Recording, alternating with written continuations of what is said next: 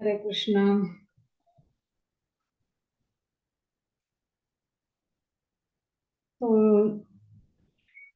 ನಾವು ನಿನ್ನೆ ಏನ್ ನೋಡಿದೀವಿ?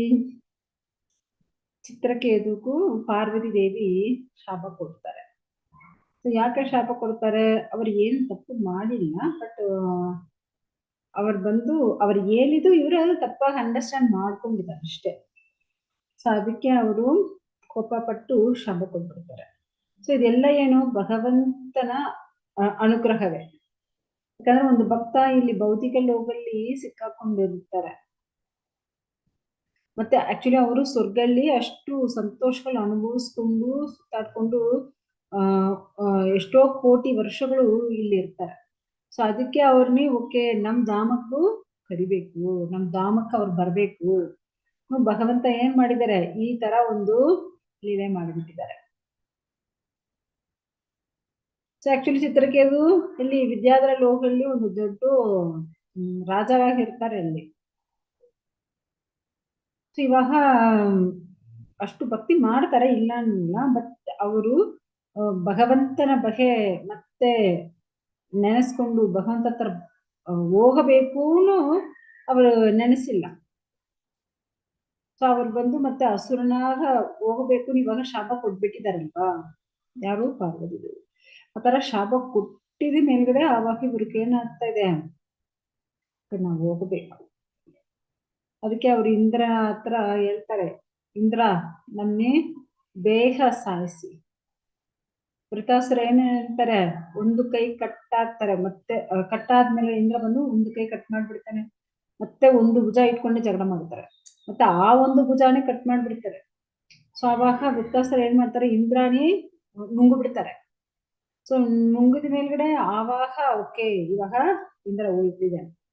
ಸೊ ಇವಾಗ ಓಕೆ ನಾವು ಹೋಗೋಣ, ಅವರು ದೇಹ ಬಿಟ್ಟು ಹೋಗ್ಬಿಡ್ತಾರೆ. ಬಟ್ ಇಂದ್ರ ಏನ್ ಮಾಡ್ತಾನೆ? ಅವ್ರ ಹೊಟ್ಟೆ ಕಟ್ ಮಾಡ್ಕೊಂಡು ಅವ್ರ ಆಚೆ ಬಂದು ಮತ್ತೆ ವೃತ್ತಾಸುರನು ತಲೆನಿ ಅಷ್ಟು 1 ವರ್ಷ ಕಾಲ ಆಯ್ತಂತೆ ಅವ್ರ ತಲೆನಿ ಕಟ್ ಮಾಡಕ್ಕೆ, ಆ ದೇಹ ಇಂದು ಆ ಶರೀರ ಇಂದು ತಲೆನಿ ಕಟ್ ಮಾಡಕ್ಕೆ. ಆ ತರ ಕಟ್ ಮಾಡಿ ಅವ್ರನ್ನ ಕೊಳ್ತಾರೆ. ಆಕ್ಚುಲಿ ವೃತ್ತಾಸುರ ಈ ಪ್ರಾಣ ಇರುವಾಗವೇ ಅವ್ರು ಬಂದು ಇಂದ್ರ ಹತ್ರ ಅಷ್ಟು ಮಾತಾಡ್ತಾರೆ, ಇಂದ್ರ ನನ್ಗೆ ಬೇಗ ಕಟ್ ಮಾಡು, ನನ್ನ ಬೇಗ ಕೊಂದ್ಬಿಡಿ, ನಿಮ್ಮ ಹತ್ರ ಆಯುಧ ಇದೆ ಅಲ್ವಾ, ನನ್ ಕೊಂದ್ಬಿಡಿ. ಸೊ ನಿಮ್ಗೂ ಸ್ವರ್ಗ ಸಿಕ್ಕುತ್ತೆ, ನಮ್ಗೂ ಗೋಲೋಕ ಸಿಕ್ಕುತ್ತೆ, ಇಬ್ಬರಿಗೂ ಸಿಕ್ಬಿಡುತ್ತೆ, ಅದಕ್ಕೆ ನಮ್ಗೆ ಬೇಗ ಕೊಂದ್ಬಿಡಿ, ಆತರ ಎಲ್ಲ ಹೇಳ್ತಾ ಇದ್ರು. ಇಂದ್ರಕ್ಕೆ ಒಂದು ಡೌಟ್ ಆಗಿದೆ, ಇದು ಏನಪ್ಪಾ ಇದು, ನಾವು ಹಸುರ ಹತ್ರ ಜಗಳ ಮಾಡ್ತಾ ಇದೀವ, ಇವರೇ ದೊಡ್ಡ ಭಕ್ತರ ತರ ಮಾತಾಡ್ತಾ ಇದ್ದಾರೆ. ಸೊ ಆ ತರ ಅವರು ಯಾಕಂದ್ರೆ ಒಂದು ಭಕ್ತರಂದ್ರೆ ನಾರಾಯಣ ಪರಾಯಣ ಹೇಳ್ತಾರೆ. ಸೊ ನಾರಾಯಣ ಪರಾಯಣಗಳಂತ್ರ ಯಾರು?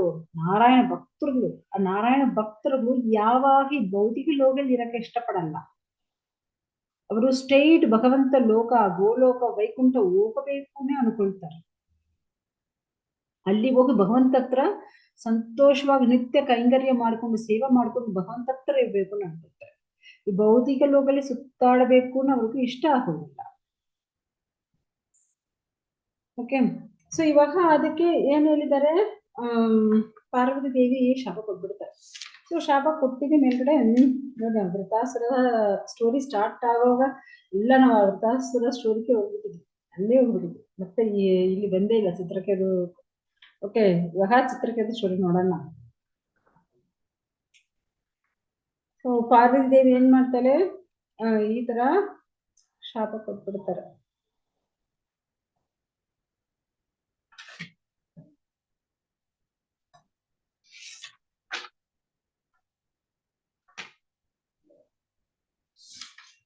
ಶಾಪ ಕೊಟ್ಟಿದ ಮೇಲ್ಗಡೆ ಅವ್ರೇನ್ ಮಾಡ್ತಾರೆ? ಓಹೋ, ನಾವು ಹೇಳಿದ್ರೆ ಇವರು ತಪ್ಪಾಗಿ ಅಂಡರ್ಸ್ಟ್ಯಾಂಡ್ ಮಾಡ್ಕೊಂಡಿದ್ದಾರೆ, ಆವಾಗ ಅವ್ರಿಗೆ ಗೊತ್ತಾಗ್ತಾ ಇದೆ. ಯಾಕಂದ್ರೆ ಅವರು ನೀವು ಹಸುರ ಕುಟುಂಬದಲ್ಲಿ ಹೋಗಿ ಹುಟ್ಟಿ ಹಸುರನಾಗಿ ಹುಟ್ಟಿ ಹೇಳ್ಬಿಡ್ತಾರೆ. ಯಾಕಂದ್ರೆ ನೀವು ಬಂದು ಆವಾಗ ಮತ್ತೆ ಯಾವೊಂದು ಸಾಧುಗಳ ಹತ್ರ ನೀವು ತಪ್ಪು ಮಾಡಲ್ಲ. ಇವಾಗ ನೀವು ತಪ್ಪು ಮಾಡಿಬಿಟ್ಟಿದ್ಯಾ. ಯಾಕಂದ್ರೆ ಒಂದು ವೈಷ್ಣವರುಗಳು ಪಾದಲ್ಲಿ ನಾವ್ ಏನೋ ತಪ್ಪು ಮಾಡಿದ್ರೆ ಅದು ಒಂದು ಮದಯಾನೆ, ಮದ ಆನೆ. ಸೊ ಅದಾವುದು ಮೆಂಟಲ್ ಆಗಿರೋ ಆನೆ ಒಂದು ತೋಟ ಒಳಗಡೆ ಹೋಗಿದ್ರೆ ಏನಾಗುತ್ತೆ, ಎಲ್ಲ ತೋಟವೇ ನಾಶ ಆಗುತ್ತೆ, ಆ ತರ ಆಗ್ಬಿಡುತ್ತೆ. ಅದಕ್ಕೆ ನಾವು ಯಾವ ಒಂದು ವೈಷ್ಣವರಿಗೂ ಅಪರಾಧ ಮಾಡಬಾರ್ದು. ಸೊ ಈ ತರ ಶುಭದೇವ್ ಗೋಸ್ವಾಮಿ ಪರಿಷತ್ ಮಹಾರಾಜ್ ಹೇಳ್ತಾ ಇದ್ರು. ಈಗ ಪಾರ್ವದೇವಿ ಚಿತ್ರಕನ್ನು ಸಾಲು ಕೊಟ್ಬಿಟ್ಟಿದ್ದಾರೆ. ತುರಂತು ಚಿತ್ರಕ್ಕೆ ಏನ್ ಮಾಡ್ತಾರೆ ಗೊತ್ತಾ, ಆ ವಿಮಾನ ಇಂದು ಕೆಳಗೆ ಇತ್ತು, ಕೆಳಗೆ ಬಂದು ಅವರು ನಮಸ್ಕಾರ ಮಾಡ್ತಾರೆ. ನಮಸ್ಕಾರ ಮಾಡಿ ಪಾರ್ವತಿನಿ ತೃಪ್ತಿಪಡಿಸ್ತಾರೆ. ಅದಾವುದು ಆಂಜನೇಯರು ಯಾವಾಗ ಹನುಮಂತ ರಾಮರ ಮುಂದೆ ಯಾವ ತರ ನಿಂತ್ಕೊಂಡಿರ್ತಾರೆ,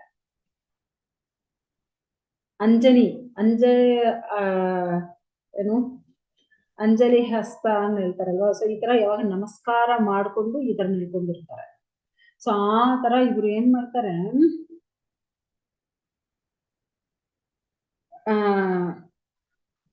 ಅಂಜಲಿ ನಾಂಬಿಕೆ, ಅಂಜಲಿ ಅಂಬಿಕೆ. ಸೊ ಆ ತರ ಇವರು ನಮಸ್ಕಾರ ಮಾಡಿಕೊಂಡು ಶಿವ ಪಾರ್ವತಿ ಹತ್ರ ನಮಸ್ಕಾರ ಮಾಡ್ಕೊಂಡು ಹೋಗ್ತಾರೆ. ನೀವು ಶಾಪ ಕೊಟ್ಟಿದ್ದು ನಮ್ಗೇನು ದೊಡ್ಡದಿಲ್ಲ. ಯಾಕಂದ್ರೆ ಈ ಭೌತಿಕ ಲೋಕದಲ್ಲಿ ಸುಖ ದುಃಖ ಎಲ್ಲ ಏನು ಆಲ್ರೆಡಿ ತೀರ್ಮಾನ ಆಗಿರುತ್ತೆ. ನಾವು ಏನ್ ಮಾಡಕ್ಕಾಗಲ್ಲ. ಸೊ ಅದಕ್ಕೆ ಅವರು ಶಿವ ಮತ್ತೆ ಪಾರ್ವತಿನ ಆತರ ನಮಸ್ಕಾರ ಮಾಡಿ, ಆಕ್ಚುಲಿ ನಾವು ಹೇಳಿದ್ವಿ, ನೀವು ತಪ್ಪಾಗಿ ಅನ್ಕೊಂಡಿದ್ರ. ಓಕೆ, ನೀವು ತಪ್ಪಾಗಿ ಅನ್ಕೊಂಡಿದ್ರ, ನೀವು ಕೊಟ್ಟಿದ್ದ ಶಾಪವನ್ನು ಅಕ್ಸೆಪ್ಟ್ ಮಾಡ್ಕೊಳ್ತೀವಿ, ಏನ್ ಪ್ರಾಬ್ಲಮ್ ಇಲ್ಲ. ಯಾಕಂದ್ರೆ ಕೃಷ್ಣ ಭಕ್ತರುಗಳಿಗೂ ಯಾವಾಗ ಈ ಸುಖ ದುಃಖ ಲಾಭ ನಷ್ಟ ಏನು ಅವ್ರ ಹತ್ರ ಬರಲ್ಲ. ಯಾಕಂದ್ರೆ ಅವರು ಈ ಕರ್ಮ ಬಂಧನದಿಂದ ಬಿಡುಗಡೆ ಆಗಿರ್ತಾರೆ. ನೀವು ಬ್ರಹ್ಮ ಸಂಹಿತೆಯಲ್ಲಿ ನೋಡಿದ್ರೆ ಇದೇ ಹೇಳ್ತಾರೆ, ಸಾ ಗುಣಾನ್ ಸಮಾಧಿತೈತಾನ್ ಬ್ರಹ್ಮ ಭೂಯ ಬ್ರಹ್ಮ ಯಾಯಾಯ ಕಲ್ಪತೆ. ಸೊ ಭಕ್ತರು ಯಾವಾಗ ಈ ಕರ್ಮ ಬಂಧನದಿಂದ ಬಿಡುಗಡೆ ಆಗಿರ್ತಾರೆ, ಕೃಷ್ಣ ಭಕ್ತರು ಯಾವಾಗ ಆ ತರವೇ ಇರ್ತಾರೆ. ಬಟ್ ಈ ಭೌತಿಕ ಲೋಕದಲ್ಲಿ ಇರೋ ಜೀವರಾಶಿಗಳು ಅಜ್ಞಾನದಲ್ಲಿ ಇರುತ್ತಲ್ವಾ, ಅಜ್ಞಾನದಲ್ಲಿ ಸಿಕ್ಕಾಕೊಂಡಿರುತ್ತೆ. ಸೊ ಅವ್ರು ಯಾವಾಗ ಈ ಅಜ್ಞಾನದಲ್ಲಿ ಸಿಕ್ಕಾಕೊಂಡು ಕರ್ಮ ಬಂದ ಎಂದು ಈ ಭೌತಿಕ ಲೋಕದಲ್ಲಿ ಸುಖ ದುಃಖ ಲಾಭ ನಷ್ಟ ಈ ತರ ಸಿಕ್ಕಾಕೊಂಡಿರುತ್ತೆ. ಸೊ ಅದೇ ಅವ್ರು ಹೇಳ್ತಾರೆ, ಬಟ್ ನಾವು ಬಂದು ನೀವೇನು ಕಷ್ಟ ಇಟ್ಕೋಬೇಡ, ಆಕ್ಚುಲಿ ನಾವು ನಿಮ್ಮ ಹತ್ರ ಕ್ಷಮಾಪಣೆ ಕೇಳ್ತೀವಿ, ನೀವೇನು ತಪ್ಪು ಮಾಡಿಲ್ಲ, ನಾವು ತಪ್ಪು ಮಾಡಿಲ್ಲ. ಇನ್ನು ಅವರು ಅಷ್ಟು ಒಂದು ರೆಸ್ಪೆಕ್ಟ್ ಆಗಿ ಹೇಳ್ತಾ ಇದ್ದಾರೆ. ಯಾಕಂದ್ರೆ ಭೌತಿಕ ಲೋಕವೇ ಈ 3 ಗುಣಗಳು ಇರುತ್ತಲ್ವಾ, ಸಪ್ತಗುಣ ರಜೋಗುಣ ತಮೋಗುಣ. ಸೊ ಅದೇ ಕರ್ತ, ನಾವೆಲ್ಲ ಏನ್ ಮಾಡಲ್ಲ, ಅದೇ ಮಾಡಿಬಿಟ್ಟಿದೆ. ಈ ಜಡಲು ಈ ಭೌತಿಕ ಲೋಕಲ್ಲಿ ಸುಖ ದುಃಖ ಜೀವರಾಶಿಗಳು ಯಾವಾಗ ಎಲ್ಲರ ಹತ್ರ ಏನು ಸ್ನೇಹ, ಇವ್ರು ನಮ್ಮ ವಿರೋಧಿ, ಇವ್ರ ಮಿತ್ರ, ಇವ್ರ ಶತ್ರು, ಸೊ ಈ ತರ ಇರುತ್ತೆ. ಎಲ್ಲ ಫುಲ್ ಅಂಡ್ ಫುಲ್ ಅಜ್ಞಾನಲ್ಲೇ ಸಿಕ್ಕಾಕೊಂಡಿರುತ್ತೆ. ಸಿಕ್ಕಾಕೊಂಡು ಇರೋ ಇದು ಈ ತರ ನಡೆಯೋದು ನಾರ್ಮಲೇ, ಇದೇನು ದೊಡ್ಡ ವಿಷಯ ಅಲ್ಲ. ಇವಾಗ ಒಂದು ದೊಡ್ಡ ಪ್ರವಾಹ ನದಿ ಹೋಗ್ತಾ ಇದೆ ಅನ್ಕೊಳ್ಳಿ. ಸೊ ಈ ತರ ನದಿ ಹೋಗ್ತಾ ಇದೆ, ಇಲ್ಲಿ ಬಂದು ಏನೋ ಒಂದು ಟೈಮ್ ಒಂದು ಜಾಗಲಿರೋದು ಅದೇ ಜಾಗ ಇರಕ್ಕಾಗಲ್ಲ, ಅದು ತೆಗೆದುಕೊಂಡು ಎಲ್ಲ ಕರ್ಕೊಂಡು ಹೋಗ್ತಾ ಇರುತ್ತೆ. ಆತರ ಇದು ಎದು ಶಾಪ, ಎದು ಅನುಗ್ರಹ, ಎದು ಸ್ವರ್ಗ, ಎದು ನರಕ, ಎದು ಸುಖ, ಎದು ದುಃಖ. ಸೊ ಆ ತರ ಈ ಭೌತಿಕ ಈ ಪ್ರಭಾವಲ್ಲಿ ಅದು ಓಡೋಡ್ತಾ ಇರುತ್ತೆ, ಒಂದೇ ತರ ಇರಕ್ಕಾಗಲ್ಲ. ಸೊ ಆ ತರ ಇರುವಾಗ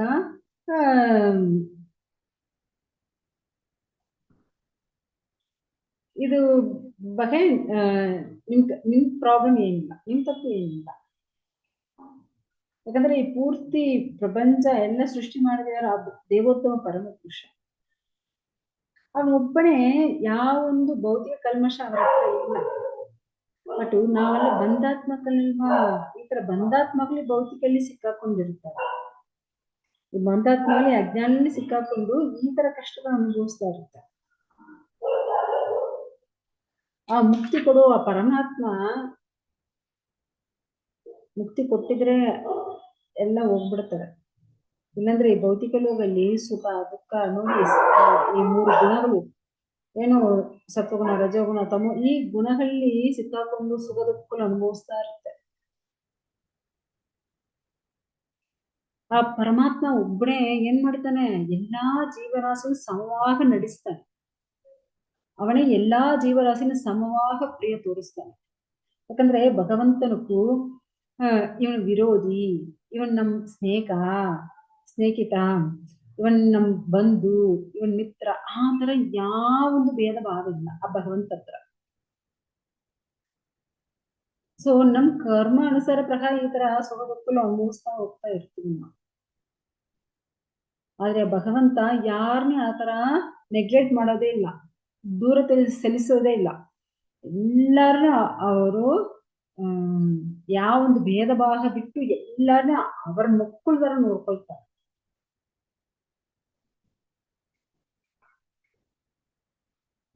ಭಗವಂತ ನೋಡ್ತಾರೆ ಏನ್ ಮಾಡೋದು, ಈ ಜೀವರಾಶಿಗಳು ಅವರವರು ಕರ್ಮ ಅನುಸಾರ ಪ್ರಕಾರ ಅವರವರಿಗೂ ಏನ್ ಬರ್ಬೇಕು ಆ ಕರ್ಮ ಅನುಸಾರ ಅದೆಲ್ಲ ಕೊಡ್ತಾನೆ. ಅದಕ್ಕೆ ಭಗವಂತ, ಯಾಕಂದ್ರೆ ಭಗವಂತ ತಂದೆ ಅಲ್ವಾ, ಅವನೇ ಬೆಟ ಕೊಟ್ಟಿದ್ದ ತಂದೆ, ಅವನೇ ತಂದೆ, ಎಲ್ಲಾ ಜೀವರಾಶಿಗೂ ತಂದೆ ಅವರೇ. ಆ ತರ ಇರುವಾಗ ಅವರು ಬಂದು ಅವ್ರಿಗೂ ಯಾವೊಂದು ಅವ್ರು ಯಾರ ಹತ್ರ ದ್ವೇಷ ಮಾಡೋದಿಲ್ಲ, ಯಾರ ಹತ್ರ ಸ್ನೇಹ ಆಗ್ಲಿ ದ್ವೇಷ ಆಗ್ಲಿ ಏನೇ ಇಲ್ಲ. ಆದ್ರೆ ಆ ಭಗವಂತನಿಗೆ ಭೌತಿಕ ಶಕ್ತಿಯಿಂದ ಯಾವೊಂದು ಪಾಪ ಪುಣ್ಯ ಕೆಲಸಗಳು ಇಲ್ಲ. ಅವನು ಸಾಕ್ಷಿಯಾಗಿದ್ದು ಎಲ್ಲ ನೋಡ್ತಾ ಇದ್ದಾನೆ ಅಷ್ಟೇ. ಆದ್ರೆ ಈ ಬಂಧಾತ್ಮಗಳು ಕಷ್ಟಗಳು ದುಃಖಗಳು ಈ ಬಂಧ ಮೋಕ್ಷದಲ್ಲಿ ಎಲ್ಲ ಸಿಕ್ಕಾಕೊಂಡಿರುತ್ತೆ. ಹುಟ್ಟೋದು ಸಾಯೋದು ಜನ್ಮ ಮೃತ್ಯು ಜರಾವ್ಯಾಧಿ ಚಕ್ರ ಒಳಗಡೆ ಸಿಕ್ಕಾಕೊಂಡೇ ಇರುತ್ತೆ. ತಾಯಿ ನಮ್ನಿ ದಯವಿಟ್ಟು ಕ್ಷಮಿಸಿ, ನೀವು ದಯವಿಟ್ಟು ನಮ್ಮ ಮೇಲೆ ಕೋಪ ಪಡ್ಬೇಡ. ನಾವು ಏನೋ ತಪ್ಪು ಮಾಡಿದ್ರೆ ನಮ್ಗೆ ಕ್ಷಮಿಸಿ. ಆಕ್ಚುಲಿ ನಾವು ತಪ್ಪು ಮಾಡೇ ಇಲ್ಲ, ಬಟ್ ಅದು ನೀವು ತಪ್ಪಾಗಿ ಅಂಡರ್ಸ್ಟ್ಯಾಂಡ್ ಮಾಡ್ಕೊಂಡಿದ್ದೀರಾ. ಬಟ್ ನೀವು ಕೊಟ್ಟಿದ್ದ ಶಾಪ ನಾವು ಅಕ್ಸೆಪ್ಟ್ ಮಾಡ್ಕೊಳ್ತೀವಿ, ನಾವು ಅದು ಅನುಭವಿಸ್ತೀವಿ ತಾಯಿ. ಸೊ ಆತರ ತಾಯಿ ಅதாவது ಒಂದು ಅಮ್ಮ ಹತ್ರ ಯಾವ ತರ ಮಾತಾಡ್ತಾರೋ ಅಷ್ಟು ವಿನಮ್ರತೆಯಾಗ ಅವರು ಮಾತಾಡ್ತಾರೆ. ಬಟ್ ನಾವೇನಾದ್ರು ತಪ್ಪು ಮಾಡಿದ್ರೆ ನಮ್ಗೆ ಕ್ಷಮಿಸಿ ಆ ತರ ವಿನಮ್ರತೆಯಾಗ ಕೇಳ್ತಾ ಇದ್ದಾರೆ. ಸೊ ಇದೇ ತರ ನೀವು ನೋಡಿದ್ರೆ ಭಕ್ತರಿಗೂ ಈ ತರ ಶಾಪ ಕೊಟ್ಟಿದ್ದು ಯಾರು ಅಂದ್ರೆ ಅಂಬರೀಷರಿಗೂ ಯಾರೋ ದುರ್ವಾಸರು ಕೊಟ್ಟಿದ್ದಾರೆ. ಬಟ್ ಅವರು ಏನ್ ತಪ್ಪು ಮಾಡಿಲ್ಲ, ಆದ್ರೆ ಅವ್ರಿಗೂ ಶಾಪ ಸಿಕ್ಕಿದೆ. ಸೊ ಅವಾಗ ಅಂಬರೀಷರು ಏನ್ ಹೇಳಿದ್ದಾರೆ, ಓಕೆ ನಾವು ಅಕ್ಸೆಪ್ಟ್ ಮಾಡ್ಕೊಳ್ತೀನಿ ಅಕ್ಸೆಪ್ಟ್ ಮಾಡ್ಕೊಳ್ತಾರೆ. ಸೊ ಭಗವಂತ ಬಂದು ಮತ್ತೆ ಸುದರ್ಶನ ಚಕ್ರ ಬಂದು ರಕ್ಷಣೆ ಮಾಡಿದೆ. ಸೊ ಅದೇ ತರ ಪರೀಕ್ಷಿತ್ಗೂ ಶಾಪ ಸಿಕ್ಕಿದೆ. ಸೊ ಆತರ ಭಗವಂತ ಓಕೆ ಇವರು ನಮ್ಮ ಹತ್ರ ಬೇಗ ಬರ್ಬೇಕು ಭಗವಂತ ಅನ್ಕೊಳ್ಳುವಾಗ ಈ ತರ ಎಲ್ಲ ಭಕ್ತರಿಗೂ ಶಾಪ ಸಿಕ್ಕಿ ಮತ್ತೆ ಅವರು ಭಗವಂತನ ಹೋಗ್ತಾರೆ.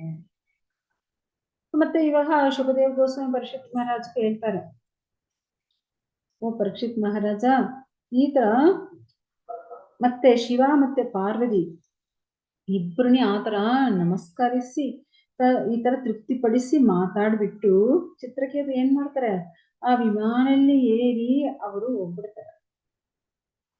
ಅವರು ಶಾಪ ಸಿಕ್ಕಿದ ಬಗ್ಗೆ ಅವ್ರು ಏನು ಯೋಚನೆ ಮಾಡಿಲ್ಲ, ಭಯಪಟ್ಟಿಲ್ಲ. ಸೊ ಅವ್ರ ನಡತೆ ನೋಡಿ, ಯಾಕಂದ್ರೆ ಅವ್ರಿಗೆ ಭಯ ಪಟ್ಟಿಲ್ವೇ, ಯಾಕ ಶಾಪ ಸಿಕ್ಕಿದ್ರೆ ಅಯ್ಯೋ ನಮ್ಮ ಕ್ಷಮಿಸಿ, ನಮ್ ಮಾಡಿದ ತಪ್ಪು ನಮ್ಗೂ ಶಾಪ ವಿಮೋಚನೆ ಕೊಡೀನು ಎಲ್ಲರ ಕೇಳ್ತಾರೆ. ಯಾಕಂದ್ರೆ ಇವಾಗ 4 ವೇರ ಮಣಿಕ್ರೀವ ಅಥವಾ ಶಾಪ ಸಿಕ್ಕುವಾಗ ಅವ್ರು ಮತ್ತೆ ನಾರದರ ಕಾಲಲ್ಲಿ ಇಟ್ಕೊಂಡು ನಮ್ಗೂ ಈ ಶಾಪ ವಿಮೋಚನೆ ಕೊಡಿ ಅಂತ ಕೇಳ್ತಾರೆ. ಆದ್ರೆ ಇವರು ನೋಡಿ ಭಕ್ತರಲ್ವಾ, ಶಾಪ ವಿಮೋಚನೆ ಏನೇ ಕೇಳಿಲ್ಲ, ಓಕೆ, ನೀವು ಕೊಟ್ಟಿದ್ರೆ ಶಾಬಾ ನಾವು ಅಕ್ಸೆಪ್ಟ್ ಮಾಡ್ಕೊಳ್ತೀನಿ, ಎಷ್ಟು ಧೈರ್ಯವಾಗ ಅವ್ರು ಅಕ್ಸೆಪ್ಟ್ ಮಾಡ್ಕೊಂಡು ಹೋಗ್ತಾರೆ. ಆ ನಡತೆ ನೋಡಿ ಶಿವ ಪಾರ್ವತಿ ಇಬ್ಬರು ಅಷ್ಟು ಏನು ಅಷ್ಟು ಆಶ್ಚರ್ಯ ಪಡಿಸ್ತಾರಂತೆ. ಯಾವ ತರ ನೋಡಿ ಆಶ್ಚರ್ಯವಾಗ ಹೇಳ್ಬಿಟ್ಟು ಹೋಗ್ತಾ ಇದ್ದಾರೆ. ಭಯವೇ ಇಲ್ಲ. ಭಕ್ತರಿಗೆ ಏನಾದ್ರು ಭಯ ಇದೆಯಾ ಏನು? ಭಕ್ತರು ಭಯ ಪಡ್ತಾರ? ಇಲ್ಲ. ಯಾಕಂದ್ರೆ ಅವ್ರಿಗೆ ಯಾಕೆ ಭಯ? ಯಾಕಂದ್ರೆ ಅವರು ಯಾವಾಗ ಆ ದೇವೋತ್ತಮ ಪರಮ ಪುರುಷರನ್ನ ನೆನೆಸ್ಕೊಂಡೇ ಇರ್ತಾರೆ, ಭಕ್ತಿ ಮಾಡ್ತಾ ಇರ್ತಾರೆ. ಆ ತರ ಭಕ್ತಿ ಮಾಡ್ತಾ ಇರುವಾಗ ಈ ಭೌತಿಕ ಲೋಕ ಮೇಲ್ಗಡೆ ಅವರಿಗೂ ಯಾವೊಂದು ಭಯವೂ ಇರೋದಿಲ್ಲ, ಅಷ್ಟು ಧೈರ್ಯವಾಗಿರ್ತಾರೆ. ಅದಕ್ಕೆ ಅವರು ಇಷ್ಟು ಧೈರ್ಯವಾಗ ಅವರು ಓಕೆ ಅಕ್ಸೆಪ್ಟ್ ಮಾಡ್ಕೊಳ್ತೀನಿ, ಬಟ್ ನಾ ತಪ್ಪು ಮಾಡಿಲ್ಲ, ನಾವೇನೋ ತಪ್ಪು ಮಾಡಿದ್ರೆ ಕ್ಷಮಿಸ್ಬಿಡಿ, ಅಷ್ಟು ಸಾಧಾರಣವಾಗಿ ಹೇಳ್ಬಿಟ್ಟು ಹೋಗ್ತಾ ಇದ್ದಾರೆ ನೋಡಿ. ಒಂದು ಭಕ್ತರಂದ್ರೆ ಈ ತರ ಇರ್ಬೇಕು. ಓಕೆ, ನೆಕ್ಸ್ಟ್ ಮತ್ತೆ ಶಿವ ಏನ್ ಮಾಡ್ತಾರೆ, ಅಲ್ಲಿ ಯಾರೆಲ್ಲ ಇರ್ತಾರೆ, ನಾರದ ಋಷಿ ಮತ್ತೆ ಚಿತ್ತಲೋಗ, ಹರೇ ಕೃಷ್ಣ. ಸೊ ಶಿವ ಏನ್ ಹೇಳ್ತಾರೆ, ಅಲ್ಲಿರೋ ನಾರದರು, ಅಸುರರುಗಳು, ಚಿತ್ತಲೋಹ ವಾಸಿಗಳು, ಮತ್ತೆ ಅವರು ಸ್ವಲ್ಪ ಸಖಾಕಳು ಎಲ್ಲಾರು ಮುಂದೆ ಪಾರ್ವತಿ ನೋಡಿ ಹೇಳ್ತಾರೆ, ಓ ಸೌಂದರ್ಯೇ, ಯಾಕಂದ್ರೆ ಅವರು ಅಷ್ಟು ಸೌಂದರ್ಯವಾಗಿರ್ತಾರಲ್ವಾ, ಅದಕ್ಕೆ ಅಷ್ಟು ಸೌಂದರ್ಯವಾಗಿರೋ ಪಾರ್ವತಿ. ಸೊ ಇವಾಗ ವೈಷ್ಣವರುಗಳು ಹೊಗಳು ಎಷ್ಟಿದೆ ನೋಡಿದ್ಯಾ, ಎಷ್ಟು ಚೆನ್ನಾಗೆ ಮಾತಾಡಿದ್ದಾರೆ ನೋಡಿ. ಆ ಶ್ರೀಹರಿ, ಆ ನಾರಾಯಣರು ಭಕ್ತರುಗಳು ದಾಸಾನುದಾಸರಾಗಿರ್ತಾರೆ. ಅವರೆಲ್ಲ ಮಹಾತ್ಮಗಳು. ಅವರು ಯಾವೊಂದು ಭೌತಿಕ ಸುಖ ಅನುಭವಿಸಬೇಕು ಇಷ್ಟಪಡೋದಿಲ್ಲ. ಏ ಸಖಿ, ಯಾಕೆ ಈ ತರ ಮಾಡಿಲ್ಲ? ಯಾಕಂದ್ರೆ ಅವರೆಲ್ಲ ನಾರಾಯಣ ಪರಾಯಣರು. ನಾರಾಯಣ ಪರಾಯಣ ಅಂದ್ರೆ ಯಾರು? ನಾರಾಯಣ ಭಕ್ತರು. ಅವರು ಯಾವಾಗ ಭಗವಂತನ ಭಕ್ತಿಗೆ ಮುಳುಗಿರ್ತಾರೆ. ಅವರು ಯಾರಿಗೂ ಭಯಪಡೋದಿಲ್ಲ. ಯಾವಾಗ ಅವರು ಭಗವಂತನ ನಿತ್ಯ ಕೈಂಕರ್ಯಲ್ಲಿ ಇರ್ತಾರೆ, ನಿತ್ಯ ಸೇವೆಯಲ್ಲಿ ಇರ್ತಾರೆ, ಅದುವೇ ಅವ್ರಿಗೂ ಸಂತೋಷ ಕೊಡುತ್ತೆ, ಅದೇ ಅವ್ರಿಗೂ ಉತ್ಸಾಹ ಕೊಡುತ್ತೆ. ಅವ್ರಿಗೂ ಈ ತರ ಸ್ವರ್ಗಲೋಕದಲ್ಲಿರೋದು, ಈ ನರಕಲೋಕದಲ್ಲಿರೋದು, ಮತ್ತೆ ಭೌತಿಕ ಲೋಕದಲ್ಲಿ ಸುಖ ಅನುಭವಿಸೋದು, ಈ ತರ ಏನ್ ಇಷ್ಟಪಡಲ್ಲ. ಅದೇ ತರ ಮೋಕ್ಷ, ಅದ ಮುಕ್ತಿನ ಹೇಳ್ತಾರಲ್ವಾ, ಈ ಬ್ರಹ್ಮಜ್ಯೋತಿಯಲ್ಲಿ ಕೂತ್ಕೊಳ್ಳೋದು ಮೋಕ್ಷ. ಸೊ ಅದು ಅವ್ರಿಗೆ ಇಷ್ಟ ಆಗಲ್ಲಂತೆ, ಭಕ್ತರಿಗೂ ಅದೆಲ್ಲ ಇಷ್ಟ ಆಗಲ್ಲ. ಯಾಕಂದ್ರೆ ಅವರೆಲ್ಲ ಯಾವಾಗ ಭಗವಂತ ನಿತ್ಯ ಕೈಂಕರ್ಯ ಸೇವೆ ಮಾಡೋಕೆ ಅವ್ರಿಗೆ ಇಷ್ಟಪಡ್ತಾರೆ. ಈ ದೇವೋತ್ತಮ ಪರಮ ಪುರುಷರು ಅವರು ಅವರ ಅನುಗ್ರಹ ಯಾರಿಗೆ ಪೂರ್ಣವಾಗಿರುತ್ತೆ, ಅವ್ರ ಭಕ್ತರುಗಳು ಪೂರ್ಣವಾಗಿ ಇರುತ್ತೆ. ಓಕೆ, ಸೊ ಆ ತರ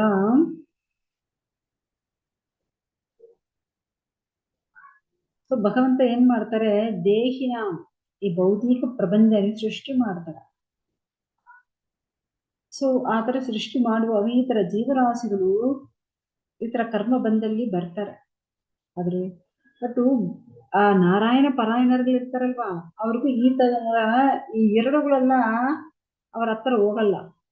ಏನ್ ಎರಡುಗಳು ಗೊತ್ತಾ, ಸುಖ ದುಃಖ, ಜನ್ಮ ಮೃತ್ಯು, ಶಾಪ ಅನುಗ್ರಹ, ಈ ತರ ವಿಷಯಗಳು ಅವ್ರಿಗೆ ಇಷ್ಟವೇ ಆಗೋದಿಲ್ಲ. ಏನಾದ್ರು ನಡೀಲಿ, ನಾವೆಲ್ಲ ನಾರಾಯಣ ಪರಾಯಣರು, ನಾರಾಯಣ ಭಕ್ತರು. ಎಲ್ಲಿಯಾವ್ದು ನಮ್ಮ ಸೊಗಲಾದಿಡಿ ನರಗಲಾದಿಡಿ ಎಲ್ಲಿ ಆಗಿದ್ರೆ ನಾವು ನಾರಾಯಣ ಭಕ್ತಿಯೇ ಮಾಡ್ತಾ ಇದ್ದೀವಿ. ಸೊ ಆ ತರ ನಾರಾಯಣ ಪರಾಯಣರು ಯಾವಾಗ ನಾರಾಯಣ ಭಕ್ತಿಯೇ ಮಾಡ್ತಾ ಇರ್ತಾರೆ, ಅಷ್ಟು ಶ್ರೇಷ್ಠರು. ಬಟ್ ಭೌತಿಕ ವಾಸಿಗಳು ಯಾವ ತರ ಇರ್ತಾರೆ, ಈ ಭೌತಿಕಲ್ಲಿ ಇರೋರು ಒಂದು ಹೂಮಾಲೆನಿ ನೋಡುವಾಗ ಅದು ಹಾವು ಅನ್ಕೊಂಡು ಭಯಪಡ್ತಾರೆ. ಕನಸಲ್ಲಿ ಇಟ್ಕೊಂಡು ಅವರು ಸುಖ ದುಃಖನ ಅನುಭವಿಸ್ತಾ ಇರ್ತಾರೆ. ಈ ಭೌತಿಕ ಜಡಲೋಕ ಸಮಯೋಚಿತ ಬುದ್ಧಿ ಅವ್ರಿಗೆಲ್ಲ ಇರಲ್ಲ. ಯಾಕಂದ್ರೆ ಅವ್ರಿಗೂ ಸುಗಳೇ ಇರಬೇಕು ಅಂತ ಅನ್ಕೊಳ್ತಾರೆ ಭೌತಿಕಲ್ಲಿರೋ. ದುಃಖಲ್ಲಿ ಇರಕ್ಕೆ ಅವ್ರಿಗೆ ಇಷ್ಟ ಆಗಲ್ಲ. ಅವರೆಲ್ಲ ಎರಡು ನೀವು ನೋಡ್ತಾ ಇರ್ತಾರೆ ಭೌತಿಕಲ್ಲಿರೋದು. ಆದ್ರೆ ಭಕ್ತರು ಆತರ ಇಲ್ಲ. ಭಕ್ತರು ಏನ್ ಮಾಡ್ತಾರೆ, ಯಾವಾಗ ಭಗವಂತನಕ್ಕೂ ಭಕ್ತಿ ಮಾಡ್ತಾರೆ. ಯಾವಾಗ ಭಗವಂತನ ಹರೇ ಕೃಷ್ಣ ಕೃಷ್ಣ ಕೃಷ್ಣ ಹರೇ ಹರೇ, ಹರೇ ರಾಮ ರಾಮ ರಾಮ ಹರೇ ಹರೇ, ಈ ತರ ಭಗವಂತನ ಯಾವಾಗ ಜಪಿಸ್ಕೊಳ್ತಾ ಇರ್ತಾರೆ ಅವರು. ಆ ವಾಸುದೇವ ಭಗವಂತ ಶ್ರೀ ಕೃಷ್ಣನ್ನೇ ಭಕ್ತಿ ಸೇವೆಯಲ್ಲಿ ನಿತ್ಯವಾಗಿರ್ತಾರೆ. ಸೊ ಆತರ ಭಕ್ತಿ ಸೇವೆಯಲ್ಲಿ ಇರೋರ್ಗೂ ಈ ಭೌತಿಕಲ್ಲಿ ಯಾವೊಂದು ಅಟ್ಯಾಚ್ಮೆಂಟೇ ಇರಲ್ಲ. ಏನೋ ಇಲ್ಲಿ ಇರ್ತೀವಿ ಇರ್ತಾರೆ, ಬಟ್ ಈ ಭೌತಿಕ ಮೇಲ್ಗಡೆ, ಭೌತಿಕ ಲೋಕದಲ್ಲಿ ಭೌತಿಕ ವಸ್ತುಗಳ ಮೇಲ್ಗಡೆ ಅವ್ರಿಗೆ ಯಾವೊಂದು ಅಟ್ಯಾಚ್ಮೆಂಟ್ ಇರಲ್ಲ, ಯಾವೊಂದು ಆಕರ್ಷಣೆ ಇರಲ್ಲ. ಸೊ ಇದೇ ಆ ವಾಸುದೇವ ಭಗವಂತ ಶ್ರೀ ಕೃಷ್ಣನ ಭಕ್ತರುಗಳು ಈ ತರ ಇರ್ತಾರೆ. ಅವರು ಯಾವಾಗ ವಾಸುದೇವ ಸರ್ವವಿದ್ಯು, ಆ ಭಗವಂತನೇ ಎಲ್ಲಾ ಕಾರಣಕ್ಕೂ ಕಾರಣ ಅನ್ಕೊಂಡು ಆ ಭಗವಂತನೇ ನೆನೆಸ್ಕೊಂಡಿರ್ತಾರೆ. ಅವರೇ ಯಾರು, ಆ ನಾರಾಯಣ ಪರಾಯಣರು.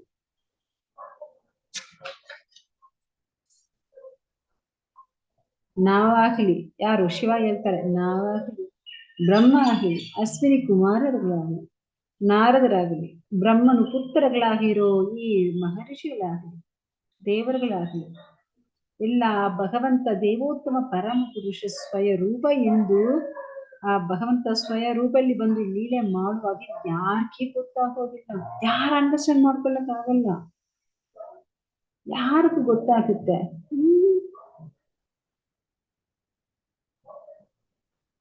ಇಲ್ಲಿರೋ ಜೀವರಾಶಿಗಳಾಗಲಿ ದೇವರು ಎಲ್ಲರೂ ಏನು ಅನ್ಕೊಳ್ತಾರೆ, ನಾವೆಲ್ಲ ಸ್ವತಂತ್ರ ಅನ್ಕೊಳ್ತಾರೆ. ಆದ್ರೆ ಯಾರೇ ಸ್ವತಂತ್ರ ಇಲ್ಲ, ಭಗವಂತರ ಒಬ್ಬನ ಮಾತ್ರ ಸ್ವತಂತ್ರ. ಆ ತರ ಇರೋ ಸ್ವತಂತ್ರನಾಗಿರೋ ಭಗವಂತನ್ನೇ ಅಂಡರ್ಸ್ಟ್ಯಾಂಡ್ ಮಾಡ್ಕೊಳ್ಳೋದು, ತಿಳ್ಕೊಳ್ಳೋದೇ ಸಾಧ್ಯ ಇಲ್ಲ ನಮ್ಗೆಲ್ಲ. ಯಾಕಂದ್ರೆ ಆ ಭಗವಂತ ಅದ್ವೈತಂ ಅಚ್ಯುತಂ ಅನಾದಿ ಅನಂತ ರೂಪಂ, ಹಳೆಯೋನು ದಿವ್ಯವಾಗಿ ಇರೋನು, ಅವನಿಗೆ ಈಕ್ವಲು ಯಾರಿಲ್ಲ, ಅವನ ದೊಡ್ಡೋರು ಯಾರಿಲ್ಲ, ಅಷ್ಟು ಶ್ರೇಷ್ಠನು ಯಾರ ಭಗವಂತ.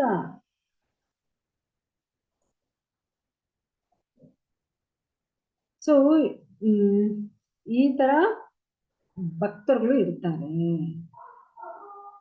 ಅದೇ ಆ ದೇವೋತ್ತಮ ಪರಮಪುರುಷರು ಎಲ್ಲರನ್ನೂ ಪ್ರಿಯವಾಗಿ ನೋಡ್ಕೊಳ್ತಾರೆ, ಎಲ್ಲರನ್ನ ಏನ್ ಮಾಡ್ತಾರೆ, ಪ್ರಿಯವಾಗಿ ನೋಡ್ಕೊಳ್ತಾರೆ. ಇವನು ಈ ಸ್ವಾಧೀನರು, ಇವರು ಪರಾಧೀನರು ಆ ತರ ಎಲ್ಲ ಭಗವಂತ ನೋಡಲ್ಲ. ಇವನ್ ಮಿತ್ರ, ಇವನ್ ಶತ್ರು ಆ ತರ ನೋಡಲ್ಲ.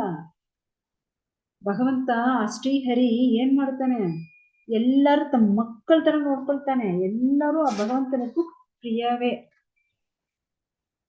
ಭಗವಂತ ಯಾರನ್ನೇ ದ್ವೇಷಿಸೋದೇ ಇಲ್ಲ. ಭಗವಂತ ಅಷ್ಟು ದಯಾಳ. ಅದೇ ತರ ಆ ಭಗವಂತನ ಭಕ್ತರು ಅಷ್ಟು ದಯಾಳ ಗುಣ. ನೋಡಿ ಈ ಚಿತ್ರಕ್ಕೆ ಇದು ಭಗವಂತನ ಪ್ರಿಯವಾದ ಭಕ್ತ. ಅವನು ಎಲ್ಲಾ ಜೀವರಾಶಿ ಹತ್ರ ಯಾವ ತರ ಭಗವಂತನ ಸಮವಾಗಿರ್ತಾನೋ ಅದೇ ತರ ಅವ್ರ ಭಕ್ತರು ಇರ್ತಾರೆ. ನೋಡಿ ಅವನಿಗೂ ಯಾವ ಒಂದು ಸ್ನೇಹ ವಿರೋಧ ಭಾವವೇ ಇಲ್ಲ. ಯಾಕಂದ್ರೆ ನೀವು ಶಾಪ ಕೊಟ್ಟಿದ್ಯಾ, ಅವನು ಎಷ್ಟು ಚೆನ್ನಾಗಿ ಅಕ್ಸೆಪ್ಟ್ ಮಾಡ್ಕೊಂಡಿದ್ದ. ನೋಡಿ ಅವನು ತಪ್ಪೇ ಮಾಡಿಲ್ಲ, ಆದ್ರೆ ನೀವು ಅವನಿಗೆ ಶಾಪ ಕೊಟ್ಬಿಟ್ಟಿದ್ಯಾ. ಅதாவது ನಾರಾಯಣ ಭಕ್ತರುಗಳಿಗೂ ಯಾವೊಂದು ಏನು ಇದು ನಮ್ಗೆ ಇಷ್ಟ, ಇದು ನಮ್ಗೆ ಬೇಕಾಗಿಲ್ಲ ಆ ತರ ಏನೇ ಇಲ್ಲ. ಏನ್ ಸಿಕ್ಕುತ್ತೋ ಇಲ್ಲ ಭಗವಂತನ ಅನುಗ್ರಹ ಸ್ವಾಮಿ, ಅಷ್ಟೇ. ಭಗವಂತನ ಅನುಗ್ರಹದಿಂದ ಏನ್ ಸಿಕ್ಕುತ್ತೋ ಓಕೆ, ಎಲ್ಲ ಅವ್ರು ಅಕ್ಸೆಪ್ಟ್ ಮಾಡ್ಕೊಳ್ತಾರೆ.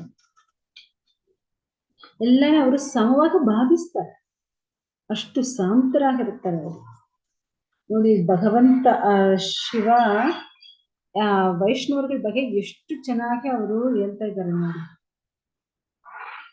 ಸೊ ಈ ತರ ಶಿವ ಬಂದು ಅಲ್ಲಿ ಪಾರ್ವತಿ ಉಮೆ ಹತ್ರ ಚಿತ್ರಕೇದು ಬಗೆ ಹೇಳ್ತಾ ಇದಾರಲ್ವಾ, ಅದು ಕೇಳಿ ಅವ್ರಿಗೂ ನಾಚಿಕೆ ಆಯ್ತಂತೆ.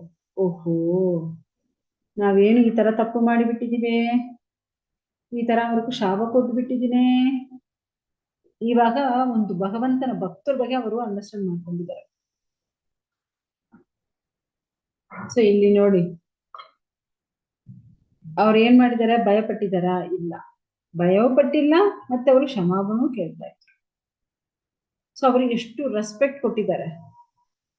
ಅವ್ರು ಏನ್ ಮಾತಾಡಿದ್ದಾರೆ, ಓ ತಾಯಿ, ಅಮ್ಮ ಆ ತರ ಕರೆದಿದ್ದಾರೆ. ಸೊ ಅವರು ನೀವು ಕೊಟ್ಟಿದ ಶಾಪವನ್ನೇ ಅಕ್ಸೆಪ್ಟ್ ಮಾಡ್ಕೊಂಡಿದ್ದಾರೆ. ಅವ್ರಿಗೆ ಅಷ್ಟು ದಿಢ ಇತ್ತು. ಭಗವಂತನ ಭಕ್ತರುಗಳು ಯಾವಾಗ ಯಾವ ತರ ಇದೆ, ದೃಢವಾಗಿರ್ತಾರೆ. ಸೊ ಆತರ ಎಲ್ಲಾನೇ ಅವರು ರಿಯಲೈಸ್ ಮಾಡ್ಕೊಳ್ತಾರೆ. ಅಷ್ಟು ಶ್ರೇಷ್ಠರು ಯಾರಂದ್ರೆ ಭಕ್ತರೇ. ಅದೇ ಇಲ್ಲಿ ಹೇಳ್ತಾರೆ. ಇದೆಲ್ಲ ಹೇಳಿದ್ನಂದ್ರೆ ಪಾರ್ವತಿಗೆ, ಓ ಭಕ್ತರಂದ್ರೆ ಈ ತರ ಇರ್ತಾರಾ ಆವಾಗ ಅನ್ಸನ್ ಐತಂತೆ. ಸೊ ಈ ತರ ಅನ್ಕೊಂಡು ಪಾರ್ವತಿಗೂ ಸ್ವಲ್ಪ ನಾಚಿಕೆ ಐತಂತೆ. ಅವರು ಏನ್ ಮಾಡ್ತಾರೆ, ಅವರು ಸ್ಯಾರಿ ಇದೆ ಅಲ್ವಾ, ಆ ಸ್ಯಾರಿನೇ ಅವ್ರ ಮುಖಾನಿ ಮುಚ್ಕೊಂಡಿದಾರಂತೆ. ಅವ್ರ ಸ್ಯಾರಿನೇ ಇತ್ತು, ಅವ್ರ ಮುಖಾನಿ ಮುಚ್ಕೊಂಡಿದ್ದಾರೆ. ಏನಪ್ಪಾ ಈ ತರ ತಪ್ಪು ಮಾಡಿಬಿಟ್ಟಿದೀವಿ, ಇನ್ನು ಅವ್ರ ಮುಖಾನೇ ಅವರೇ ಮುಚ್ಕೊಂಡಿದಾರಂತೆ. ಯಾಕಂದ್ರೆ ಆಪೋಸಿಟ್ ಅಷ್ಟು ನಾರದರು, ದೊಡ್ಡ ದೊಡ್ಡ ಋಷಿಗಳು, ಸನತ್ ಕುಮಾರರು, ಬ್ರಹ್ಮ ಎಲ್ಲಾರು ಇದಾರಲ್ವಾ. ಸೊ ಅದಕ್ಕೆ ಅವ್ರಿಗೂ ಆ ತರ ಮುಚ್ಕೊಂಡಿದ್ದಾರೆ. ಸೊ ಈ ತರ ಚಿತ್ರಕೇದು ಪಾರ್ವತಿ ಶಾಪ ಸಿಕ್ಕಿದೆ ಅಲ್ವಾ. ಸೊ ಅದ್ರ ಪ್ರಕಾರ ಅವ್ರೇನ್ ಮಾಡ್ತಾರೆ, ಅವರಿಬ್ಬರನ್ನ ಆತರ ನಮಸ್ಕಾರ ಮಾಡಿಬಿಟ್ಟು ಅಷ್ಟು ವಿನಮ್ರತೆಯಾಗಿ ಅಲ್ಲಿಂದ ಹೋಗಿದ್ದಾರೆ. ಯಾಕಂದ್ರೆ ಒಂದು ವೈಷ್ಣವರು ಈ ತರವೇ ನಡ್ಕೊಳ್ತಾರೆ. ಏನಾದ್ರು ಯಾರಾದ್ರೂ ಬೈದ್ರೆ ಹೋಗ್ತೀವಿ, ಐ ಅಕ್ಸೆಪ್ಟ್, ಏನೋ ನಮ್ ಕರ್ಮ ಹೋಗ್ತಾ ಇದೆ, ಅದಕ್ಕೆ ನಮ್ ಕರ್ಮ ಪ್ರಕಾರ ಈ ತರ ಇವ್ರ ಮುಂದೆ ಬರ್ತಾ ಇದ್ದಾರೆ. ಇದೇ ಒಂದು ಸಾಧು ಲಕ್ಷಣ. ಓಕೆ, ಸಾಧು ಲಕ್ಷಣ ಅಂದ್ರೆ ಏನು ನಿಮ್ಗೂ ಕ್ವಶನ್ ಬರುತ್ತೆ. ಸೊ ಸಾಧು ಲಕ್ಷಣ ಅಂದ್ರೆ ಯಾವ ತರ ಇರುತ್ತೆ ಇವಾಗ ನಾವು ನೋಡಿದ್ವಿ. ಓಕೆ,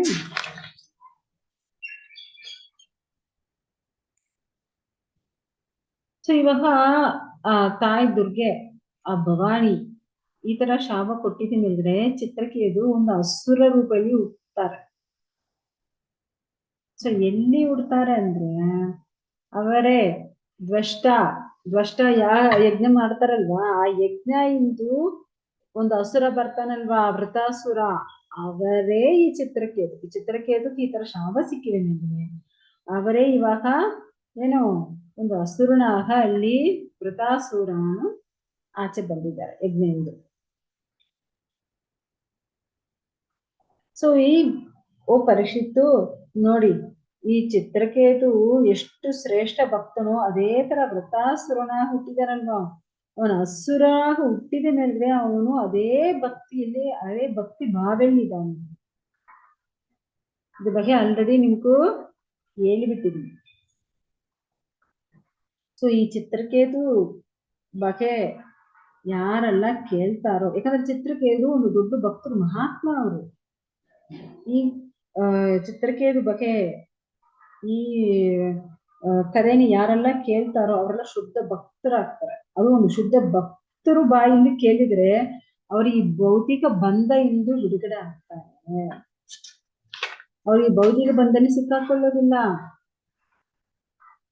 ಯಾಕಂದ್ರೆ ಒಂದು ವೈಷ್ಣವರಿಂದ ನಾವು ಭಗವಂತನ ಭಕ್ತಿ, ಭಗವಂತನ ಭಕ್ತರುಗಳು ಕಥೆ ಇದೆಲ್ಲ ಕೇಳಬೇಕಂತ. ಭಗವಂತನ ಕಥೆ, ಭಗವಂತ ಭಕ್ತರುಗಳು ಕಥೆ ಎಲ್ಲ ಕೇಳಬೇಕು. ಅಭಕ್ತರುಗಳಿಂದ ಕೇಳಬಾರದು, ಒಂದು ವೈಷ್ಣವರಿಂದ ನಾವು ಕೇಳಬೇಕಂತೆ. ಸೊ ಯಾರೊಬ್ಬನು ಈ ತರ ಕೇಳ್ತಾನೋ ಅವೆಲ್ಲ ಏನು ಶುದ್ಧ ಭಕ್ತಿ ನಿಶ್ಚಯ, ಅವನಿಗೆ ಭೌತಿಕ ಬಂಧ ಎಂದು ಬಿಡುಗಡೆ ಆಗ್ತಾರೆ. ಯಾರೊಬ್ಬನು ಈ ತರ ಬೆಳಗ್ಗೆ ಎದ್ದು ಆ ಮನಸ್ಸಿನ ಕಂಟ್ರೋಲ್ ಮಾಡಿ ಈ ತರ ದೇವೋತ್ತಮ ಪರಮ ಪುರುಷ ನೆನೆಸ್ಕೊಂಡು ಈ ಚಿತ್ರಕೇದು ಕಥೆನ ಯಾರೆಲ್ಲ ಕೇಳ್ತಾರೋ ಓದ್ತಾರೋ ಅವನಿಗೂ ಖಂಡಿತ ಪರಮ ಪದ ಸಿಕ್ಕುತ್ತೆ, ಭಗವಂತನ ಆಧ್ಯಾತ್ಮಿಕ ಲೋಕಲ್ಲಿ ಹೋಗ್ತಾರೆ. ಸೊ ಈ ತರ ಹೇಳಿ ಈ ಅಧ್ಯಾಯನೇ ಅವರು ಫಿನಿಶ್ ಮಾಡಿಸ್ತಾರೆ. ಓಕೆ, 17 ಅಧ್ಯಾಯ ಕಂಪ್ಲೀಟ್ ಆಯ್ತು.